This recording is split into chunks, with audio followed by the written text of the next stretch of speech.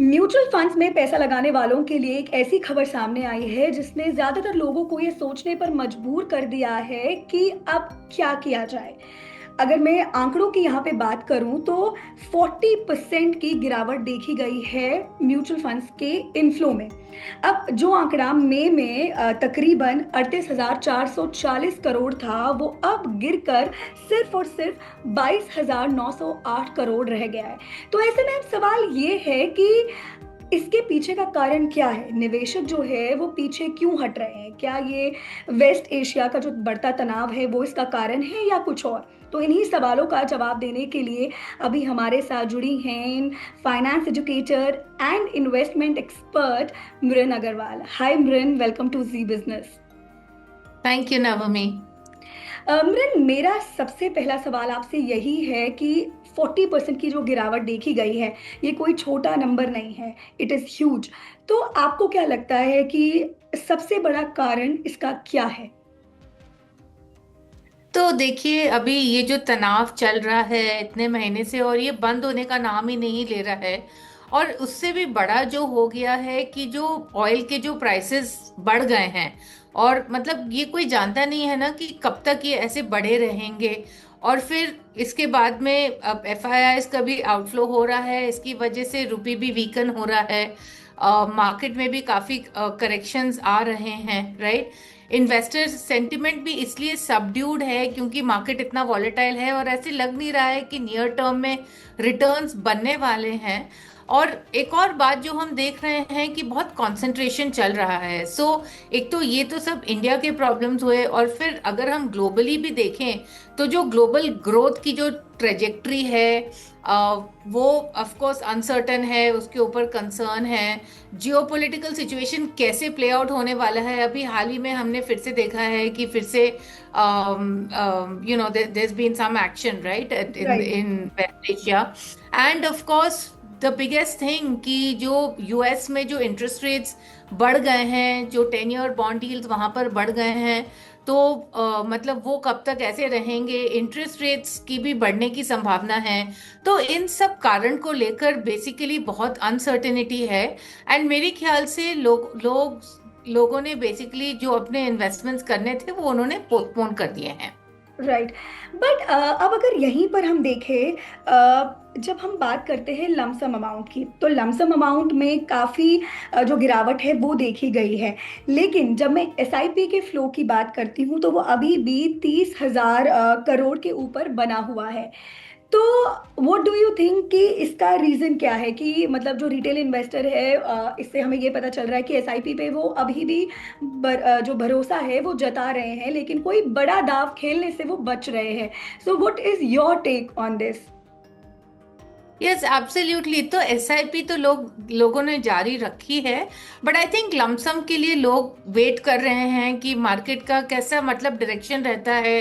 क्योंकि देखिए, it's not only about India, right. I mean जो अनसर्टेनिटी है वो पूरे वर्ल्ड की अनसर्टेनिटी है। यूएस में ही अगर हम, जैसे कि मैंने कहा कि इंटरेस्ट रेट्स का क्या होने वाला है, ऑयल प्राइसेस का क्या होने वाला है, राइट। तो क्योंकि अभी बहुत सारे अनसर्टेन फैक्टर्स हैं, तो मुझे ये लगता है कि लोगों ने अभी जो अपना लमसम निवेश जो वो करना चाह रहे थे, आई थिंक अभी लोग वेट एंड वॉच कर रहे हैं कि ये कैसे जो ग्लोबल सिचुएशन है ये कैसे प्ले आउट कर रहा है, ऑयल प्राइसेस कैसे प्ले आउट कर रहे हैं।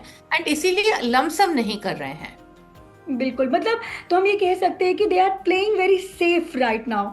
Yes, yes. अ, अब अगर हम स्मॉल कैप फंड्स की बात करें या सेक्टोरल फंड्स की बात करें तो उसमें भी देखा गया है कि लोगों ने काफ़ी कम कर दिया है निवेश। तो अगेन ये जो कि मेरा सवाल यही था कि मतलब व्हाट डू यू थिंक, क्या निवेशक अब ये सोच रहे हैं कि हम बहुत ही सेफ एंगल वो ढूंढ रहे हैं, मतलब मिड कैप स्मॉल कैप को छोड़कर वो वैल्यू फंड्स में या लार्ज कैप फंड्स में इन्वेस्ट करने का सोच रहे हैं? सो क्या है the psychology, what is the psychology behind it?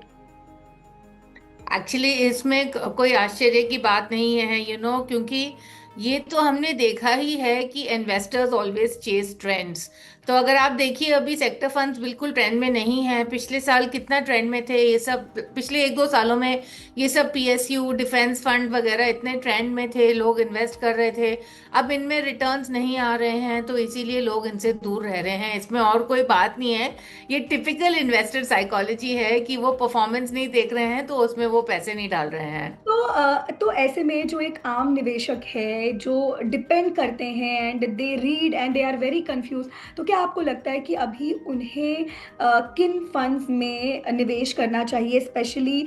क्या उन्हें एक सेफ्टी एंगल लेकर चलना चाहिए? क्या उन्हें वैल्यू फंड्स या लार्ज कैप फंड्स इन पर फोकस करना चाहिए, या वो अभी भी स्मॉल कैप या मिड कैप में जो है ट्रस्ट कर सकते हैं? उन्हें क्या करना चाहिए अभी? देखिए, अभी हर बार हम मार्केट के सिचुएशन के हिसाब से अपना पोर्टफोलियो नहीं बदल सकते हैं। हमें जो करना है वो बहुत क्लियर है कि हमें अपने रिस्क के हिसाब से फंड्स चूज करने हैं। हमें अपने रिस्क और टाइम होराइजन के हिसाब से फंड्स चूज करने हैं एंड उसी में ही बने रहना है या उसी में ही और निवेश करना है। As such I will say funds, एक जो फंड ऑल सीजन्स के लिए अच्छा है वो है फ्लेक्सी कैप फंड या निफ्टी 50 इंडेक्स फंड। दोनों ही फंड्स कभी भी मार्केट अप हो मार्केट डाउन हो, किसी भी सिचुएशन के लिए लॉन्ग टर्म के लिए सभी के पोर्टफोलियो में एक निफ्टी 50 इंडेक्स फंड और एक फ्लेक्सी कैप होना चाहिए। तो अभी अगर हम पूरे इस माहौल को देखें, इस पूरे माहौल को अगर नज़र में रखा जाए, तो एनी 2 और 3 सजेशंस फ्रॉम योर साइड जो आप चाहते हैं कि जिस पे कोई भी निवेशक हो, स्पेशली कोई बिगिनर हो या एक रिटेल इन्वेस्टर हो, वो अगर फोकस करना चाहता है, एक आम निवेशक अगर किसी 1-2 पर ऑप्शंस अगर आप दे पाएँ जिन पर वो फोकस करे? तो देखिए, अगर कोई निवेशक है जिनको जानकारी नहीं है, उनको मालूम नहीं है कि कहाँ पैसे हाँ। डालें, कंफ्यूज्ड हैं, for them Nifty 50 index fund always works well. अगर कोई नया निवेशक है जिनको अगेन पहली बार निवेश कर रहे हैं, उनके लिए हर समय निफ्टी 50 इंडेक्स फंड बोलूंगी मैं। और दूसरे जो निवेशक हैं, जैसे कि मैंने कहा फ्लेक्सी कैप अच्छी कैटेगरी है, जो वो निवेशक हैं जो ज्यादा रिस्क ले सकते हैं, उनके पास 10 साल से ऊपर का टाइम फ्रेम है इन्वेस्टमेंट का, तो उनके लिए actively manage mid cap is also a good option. तो काफी सारे फंड्स अवेलेबल हैं इन कैटेगरीज में। सो ये टिपिकली ऑप्शंस मैं ये यही सजेस्ट करूंगी। ग्रेट।